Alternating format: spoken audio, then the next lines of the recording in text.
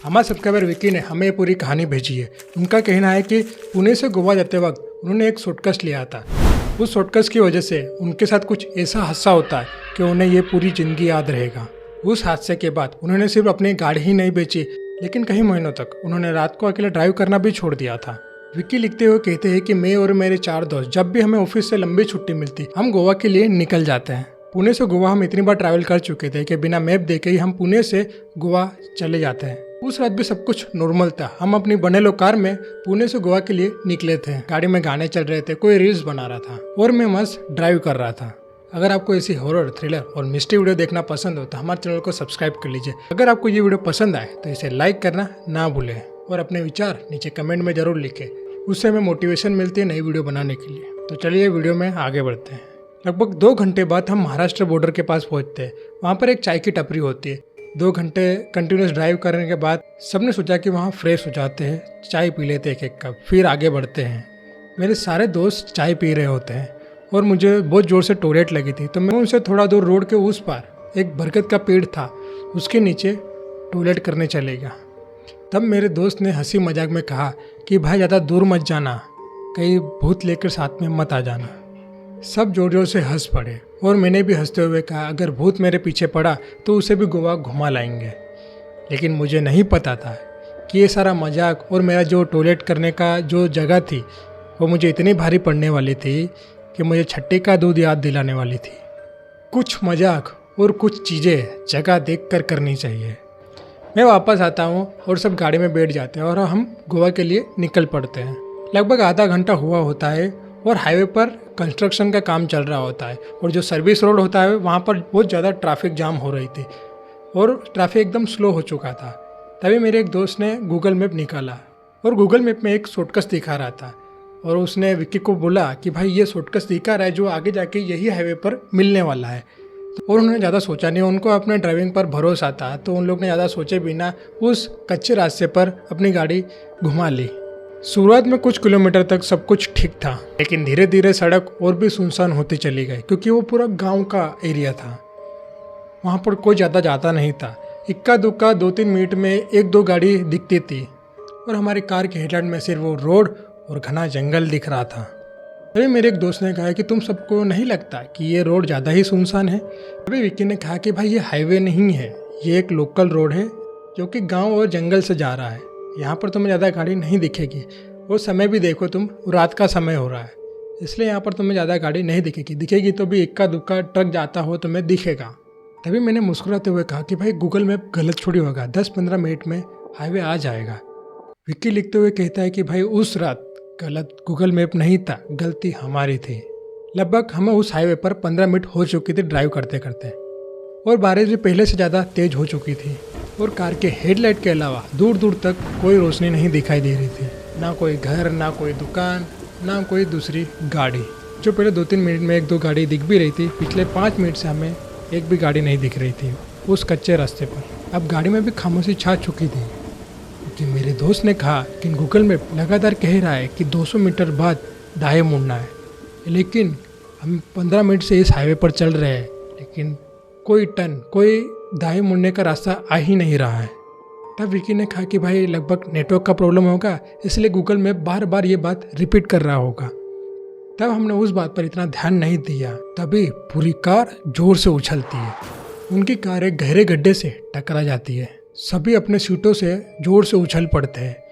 जिसे तैसे मैंने पूरा स्टीयरिंग संभाला और तभी बीच रास्ते पर एक आदमी ब्लैक टी शर्ट पहनकर बीचों बीच रास्ते खड़ा है, जैसे कि वो हमारा ही इंतजार कर रहा हो। उस रास्ते पर वो सड़क बारिश की वजह से फिसलन भरी होने की वजह से हमारी गाड़ी रास्ते से नीचे उतर जाती है और एक गहरी नहर के पास जाकर हमारी गाड़ी रुक जाती है। एकदम किनारे पर 1-2 फुट का फासला था।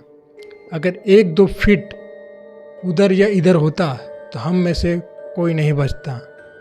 और तभी विक्की के कान में एक आवाज़ आती है कि इस बार तो तुम बच गए, लेकिन अगली बार नहीं बचोगे। विक्की दरवाज़ा खुलकर बाहर निकला उस आदमी को देखने के लिए, लेकिन वो सड़क पर वो आदमी नहीं था, वो गायब हो चुका था। तभी विक्की के दोस्तों ने कहा कि भाई तू बाहर मत निकल, गाड़ी में बैठ, यहाँ से निकलते हैं, हमें ये रास्ता ठीक नहीं लग रहा, यहाँ पर चोर उचक्के भी हो सकते हैं। और फिर हम वहाँ से गोवा के लिए निकल पड़ते हैं और वो हाईवे को वो रास्ता मर्ज भी हो जाता है। लेकिन गोवा के ट्रिप में सब हंस रहे थे, मजाक कर रहे थे, पर अंदर ही अंदर सबके मन में एक ही बात चल रही थी कि वो आदमी कौन था जो बीच रास्ते पर उन्हें दिखा था। और विक्की के मन में भी वो बात चल रही थी कि मेरे कान के पास ऐसी आवाज़ क्यों आई कि इस बार तुम बच गए हो लेकिन अगली बार नहीं बचोगे। इसका क्या मतलब हो सकता है। 2 दिन बाद वो गोवा से पुणे आ जाते हैं। ट्रिप से आते वक्त हम चारों ने ये फैसला किया कि ये सारी घटना जो हमारे साथ उस कच्चे रास्ते पर हुई थी हम किसी को भी नहीं बताएंगे, ना घर पर, ना हमारे कोई और दोस्तों को, नहीं तो हम कोई ऐसी ट्रिप साथ में नहीं कर पाएंगे। विक्की लिखते हुए कहता है कि कहानी यहाँ पर ख़त्म नहीं होती। गोवा से लौटने के बाद विक्की को लगता है कि उसके कार के रियर सीट पर कोई बैठा है। कभी कभी उसे लगता है कि कोई पीछे से उसके कान में कुछ फुसफुसा रहा हो। इसी घटना दिन बर दिन बढ़ते गए और एक दिन ऑफिस से 11 बजे वो अपनी कार में घर के लिए निकला था। तभी उसके कान में एक आवाज़ आती है कि गाड़ी रोको, और उसने बिना सोचे तुरंत गाड़ी रोक दी। उसे लगा कि किसी ने बाहर से आवाज़ लगाई होगी, लेकिन उसने बाहर देखा, विंडो खोल के आजू बाजू भी देखा, पर वहाँ पर कोई नहीं था। तब उसके हाथ सून पड़ गए थे। उस समय एक रात विक्की के वाइफ नेहा ने भी उससे कहा कि तुम्हारे साथ कोई और भी था गाड़ी में। विक्की ने कहा नहीं तो। तब नेहा ने कहा कि मैं बालकनी में गई तो तुम्हारी गाड़ी के पास एक काले टी शर्ट में एक आदमी खड़ा था, मैंने देखा अपनी आंखों से। वो काले टी शर्ट का नाम लेते ही विक्की की पैरों तले ज़मीन खिसक जाती है। उसे याद आता है कि वो काले टी शर्ट वाला आदमी उसे उस कच्चे रास्ते पर सड़क के बीचों बीच देखा था, जहाँ पर उन चारों की मौत होते होते बचती है उस नहर में गिरने से। तभी विक्की को लगा कि इस गाड़ी में ही प्रॉब्लम है। तब विक्की ने बिना सोचे उस गाड़ी को बेचकर न्यू MG हेक्टर ले आता है। विक्की को लग रहा था कि गाड़ी बेचने के बाद और नई कार लाने के बाद प्रॉब्लम सोल्व हो चुकी थी, लेकिन वो उसकी गलतफहमी थी, क्योंकि आत्मा गाड़ियों के पीछे या गाड़ियों के अंदर नहीं रहती।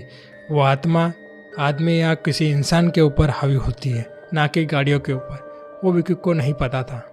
उसे लग रहा था कि वो आत्मा या कोई एंटिटी वो गाड़ी के अंदर आ चुकी है, इसलिए उसने गाड़ी बेच दी। लेकिन उसे नहीं पता था कि असली खेल तो अब शुरू होने वाला था उसके साथ। वो सडनली नई कार आने के बाद 2 हफ्ते तक उसके साथ कुछ ऐसी घटना नहीं घटी जिससे वो डिस्टर्ब हो सके, या कोई ऐसी जो उसे बार बार वो आवाज़ आ रही थी कान में, वो आवाज़ भी आना बंद हो गई, वो आदमी दिखना भी उससे बंद हो गया। वो सारी घटनाएं 2 हफ्ते के लिए स्टॉप हो गई। मानो वो आत्मा उसके साथ खिलवाड़ कर रही हो, या फिर कहो सही मौके का इंतजार कर रही हो।